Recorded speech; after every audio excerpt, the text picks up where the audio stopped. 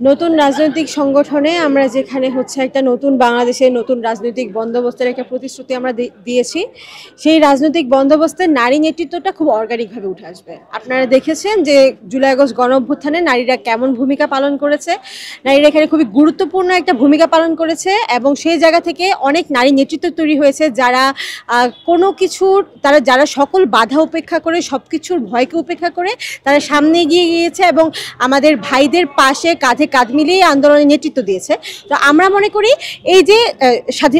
নতুন স্বাধীনতা পরবর্তী যে সময়, এই নেতৃত্বগুলাই আমাদের মাঝখান থেকে উঠে আসবে এবং এই নেতৃত্বগুলাই ঢাকা বিশ্ববিদ্যালয়ের নতুন ধারার রাজনৈতিক চর্চার সৃষ্টি করবে। বিশেষত আমরা মনে করি মেয়েদের এই রাজনীতিতে অনেক বেশি পরিবর্তন আসবে, কারণ আগে যে পাওয়ার পলিটিক্সটা ছিল সেখানে মেয়েদেরকে জাস্ট টোকেন হিসেবে ব্যবহার করা হতো, মেয়েদেরকে একটা ডামি হিসেবে ব্যবহার করা হতো, সেখানে তারা জাস্ট রিপ্রেজেন্ট করতো as women representative. But actually তাদের যে রাজনীতি,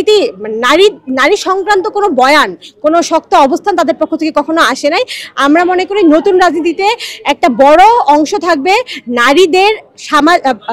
নারীদের পলিটিক্যাল যে সোশ্যালাইজেশন, এটার উপর আমরা অনেক বেশি গুরুত্ব দিব। কারণ আমরা দেখতে পাই যে একটা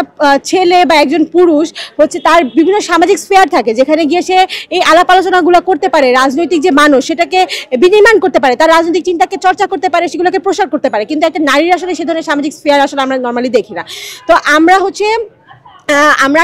আমাদের এই নতুন ছাত্র রাজনীতির ধারায় নারীদের নিয়ে রাজনৈতিক পাঠচক্র করব, আমরা পড়াশোনা করব, সেমিনার করব, যেগুলোর মধ্যে দিয়ে নারীদের এই যে রাজনৈতিক মানুষ এগুলো বিনির্মাণ হবে, সেগুলো চর্চা করার সে সুযোগ পাবে এবং খুবই অর্গানিক্যালি